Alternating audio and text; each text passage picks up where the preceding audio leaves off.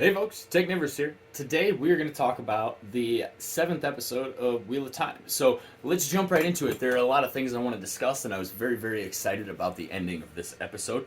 There were a few things they touched on that I really, really thought they could have gone a little bit further in depth. Beginning with the journey through the ways, it was significantly short. Um, but the things that we needed to learn about it, and the fact that it's there, and the fact that the Trollocs came through it, and the fact that it's also tainted and used to be nicer, is pretty much all the information we needed to glean from that scene, and they will be returning to the ways eventually as well. I'm curious because the actress that plays Moiraine was noted to say that they will be introducing 4 new worlds. I count, depending on how you count it, I mean, they have the ways, they have the Blight, they have the Borderlands. I don't see really the other world. So if you know what it is, please let me know. I will say the opening scene of this episode is not only one of the best fight scenes I've seen in a long time, but also one of the most heart-wrenching and dramatic scenes that you've seen in this series so far.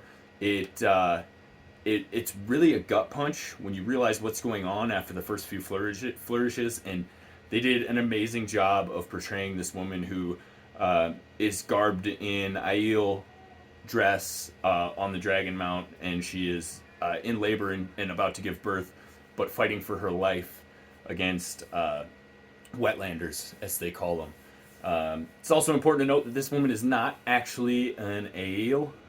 She is from Andor, so that's something you might want to just keep in mind for further down the storyline. If they go the same route as the books, I guess it could go either way. It would kind of make sense to me if they stuck with the story, because that's what gives Rand his lineage. Basically, that's what makes him royalty. So the other amazing things that we saw in this episode, they did touch on for just a second. They touched on Rand dealing with the void. When he was shooting the arrows, he was doing a horrible job, couldn't hit the bullseye at all.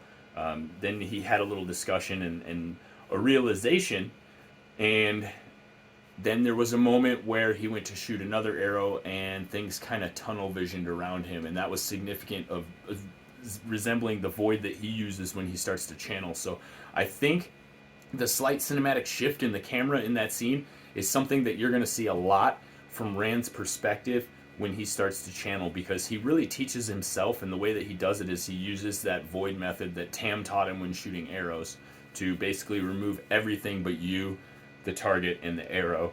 And then the target grows larger and larger because it's the only thing there. So this is a very powerful mental tool that he is practicing now to utilize later further on down the road.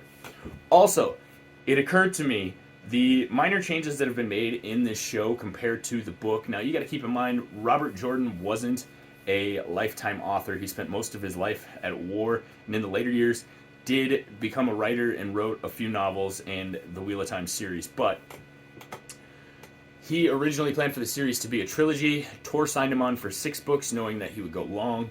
And in the end, there's 14 of these books. So he didn't know the full scope of what he was trying to do when he began the project. So a couple of the things that develop through the characters that are really, really intrinsic to their natures and to the characters themselves and to their futures going forward and the paths that they take are really, really minor details that didn't exactly happen in the book, but they've shifted some things in the show, such as Perrin being in love with the Gwyn and killing his wife. He kind of that explains why he's so hesitant to fall in love with Fael, and it does a lot for why he doesn't want to go home. He doesn't really have good memories of that place, between not getting the girl he did love and killing the girl that he did marry, and him being forced to go back there in the long run is very, very intertwined with his character and very, very important for him to become Lord of the Two Rivers. So the same kind of goes for some of the other characters as well. The thing I noticed in this one was they were setting Rand up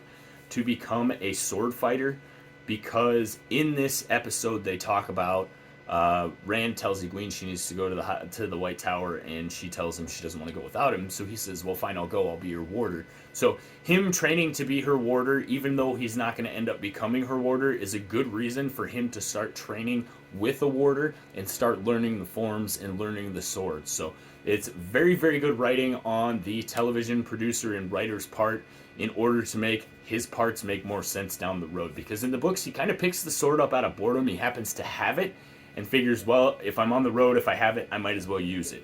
But I think having an ambition such as becoming a great warrior, that gives him a reason to want to be taught by Lan and gives him a reason to try so hard. Now, eventually his feelings are going to diverge away from Egwene, and we're pretty positive of this, regardless of the way that they're setting it up. But this is a really, really tantamount to his personality and his persona that he learns these sword skills. And I think that they made this a very, very good way for him to learn those skills. So that is basically the gist of it. At the end of this, you see the Blight. And again, it wasn't exactly what I imagined it would be, but it does look very intimidating. And I think that it will work very, very well for the show, because most of it can be done in CGI and they don't really need to build sets, seeing as how it's wilderness. Luckily, fractal trees can be digitally regenerated, so you make the model, you make a couple of edits, and you do a couple of things in code, and you can actually reproduce a really, really good model that looks slightly different, so the trees all look different. That saves a lot of time and set building and things like that.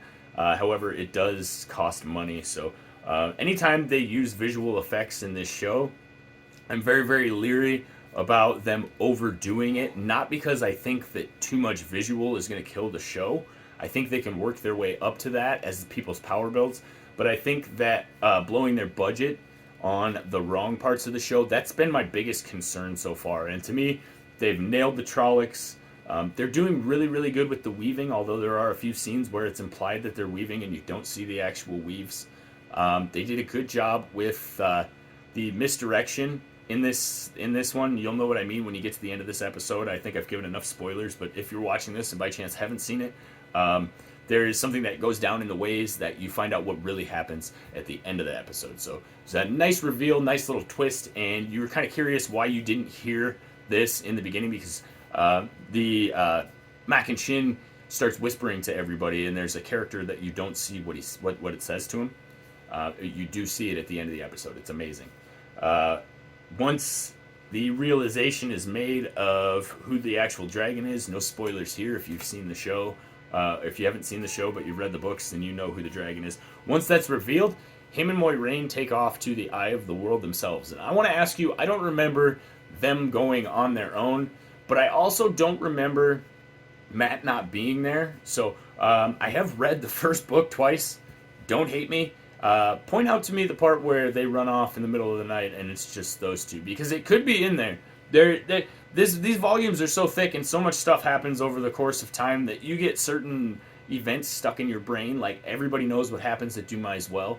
That's like word for word burned into my brain. But there are little things like interactions in the cities before they go on an adventure that sometimes I miss and need to be reminded of. So I'm looking forward to the 8th episode. From what I hear and see, it is the final episode in this season, so they should end up at the Eye. We'll get to see if they meet those two Forsaken in the books, and I think Ishmael should probably make at least a minor appearance again. So I will see you in the next one, guys. Don't forget to leave a like on this video and hit that subscribe button. I appreciate you, and stick around because we're going to be giving away Matt Coffin's dagger, and you can win it. All you have to do is be a subscriber, and I'll tell you how in the coming weeks. Thanks for watching, guys. Technivorous out.